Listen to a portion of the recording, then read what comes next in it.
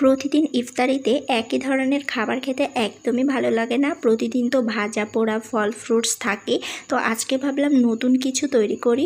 তো ভাবলাম আজকে একটু পাতলা খিচুড়ি রান্না করি মুরগির মাংস দিয়ে। যেহেতু এই খিচুড়িটা আমাদের বাড়িতে সবাই কিন্তু পছন্দ করে, বিশেষ করে আমার শ্বশুরের কিন্তু অনেক পছন্দ। তাই ভাবলাম দেরি না করে আজকেই রান্না করে ফেলি। এদিকে আমি মুরগিটা কেটে নিয়েছি। এরপর আমি চাল আর ডাল নিয়ে ভালো মতো ধুয়ে পরিষ্কার করতে রান্নাটা বসিয়ে দেবো। যেহেতু রোজার সময় তো সকাল সকালেই রান্না করতে যাব।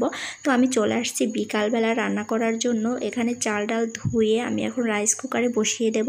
আর আমি কিন্তু বেশিরভাগ সময় রাইস কুকারে ভাত রান্না করি। তো ভাবলাম এখন আর বাইরে যাব না, মাটির চুলায় অবশ্য রান্না করলে কিন্তু বেশি মজার হয়। তারপরে কিছু করার নাই, রোজা থেকে আর মাটির চুলায় যাব না। তো যাই হোক, এদিকে সব ধরনের মশলা দিয়ে তেল দিয়ে এগুলোকে আমি ভালো মতো মেখে নিলাম। আর হ্যাঁ, এই ভাতের ভিতরে আমি কিন্তু কেটে কোনো কিছু দিই নাই, সব কিছু কিন্তু বাটা মশলা দিয়েই করব আর কি। যেহেতু মুরগির মাংস দিয়ে রান্না করব, তো ভাবলাম সব কিছু বাটা মশলা দিয়েই করি আর কি। তো সামান্য সামান্য পরিমাণে বাটা মশলাগুলো আমি চালের ভিতর দিয়েছি, আর কিছুটা পরিমাণ কিন্তু মুরগির মাংস রান্না করার সময় তাতেই দিব আর কি। তো যাই হোক, এদিকে ভাতটা আমি চড়াই দিয়ে দিলাম। ভাতটা হতে হতে ওদিকে মুরগির মাংসটা রান্না করে নেব। তারপর এদিকে কড়াইটা চুলায় বসিয়ে দিলাম। এরপর একটু তেল দিয়ে তারপর সব ধরনের মশলা দিয়ে এখন আমি মুরগিটাকে রান্না করে নেব। আসলে রেসিপির কথা কি বলবো, আপনারা তো সবাই কম বেশি মুরগিটা রান্না করতে জানেনি। আর এটা খিচুড়ির ভিতরের মুরগির রান্না কিন্তু আলাদা কিছু না। সাধারণভাবে আমরা যেমন মুরগির মাংস রান্না করি ঠিক তেমনই।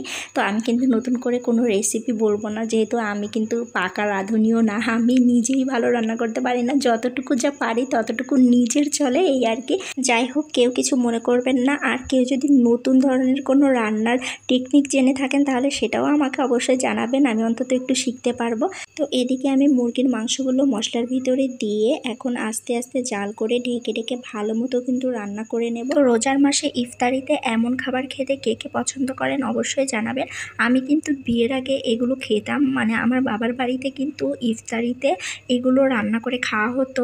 মানে এক মাসের ভিতরে 4-5 বার তো হতোই খিচুড়ি টাইপের, পাতলা খিচুড়ি টাইপের কিছু। তো এদিকে মুরগির মাংসটা রান্না করতে করতে ছোলাটাও রান্না করে নিলাম অন্য একটা চুলাতে। এদিকে কিন্তু দেখতে দেখতে মুরগির মাংসটাও রান্না হয়ে গেল। এখন একটু গরম মশলা দিয়ে আমি এটাকে নামিয়ে নেব। আর ওদিকে দেখে আসি ভাতটার কি অবস্থা। তো এদিকে ভাতটাও কিন্তু প্রায় হওয়ার দিকে, ভাতটা কিন্তু অলরেডি উতলিয়ে গেছে, মানে প্রায় হয়ে আসছে। তো এখন এই পর্যায়ে এসে আমি কিন্তু মুরগির মাংসটা দিয়ে দেব। মাঝে মাঝে এমন ধরনের খাবার খেতে তো খুবই ভালো লাগে, আর বিশেষ করে রোজার মাসে তো আরও বেশি ভালো লাগে। তো যাই হোক, আমি কিন্তু এখন একটা চামচের সাহায্যে এগুলো এখন দিয়ে দিচ্ছি ভাতের ভিতরে। তো এদিকে ভাতটা হতে থাকবে আর ওদিকে আমি ইফতারির জন্য শরবত করব। আমরা কিন্তু প্রত্যেক রোজাতে লেবুর শরবতটাই বেশি খাই, কিন্তু এবার দুর্ভাগ্যবশত আমাদের গাছে কিন্তু একদমই লেবু নাই, মাত্র ফুল আসতেছে।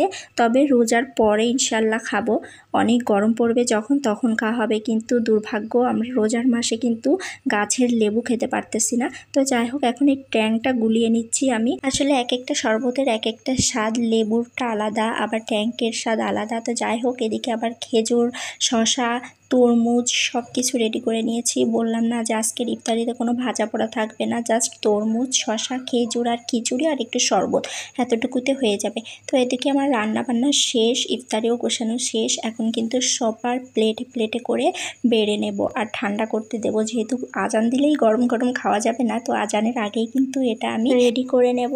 তো যাই হোক, এখন কিন্তু একে একে সবার প্লেটে, মানে আমরা যতগুলো মানুষ আছি সবার প্লেটে এগুলো বেড়ে নেব। এদিকে আমার সব কিছু বেড়ে নেওয়া শেষ। এখন কিন্তু শশা, খেজুর সবার প্লেটের পাশেই দিয়ে দেব। সবাই মিলে একসঙ্গে ইফতারি করার মজাই কিন্তু আলাদা। আমরা কিন্তু বাড়িতে সবাই এক জায়গায় বসে ইফতারি করি। তো আজকের ভিডিওটা এ পর্যন্ত। সবাই ভালো থাকবেন। আসসালামু আলাইকুম।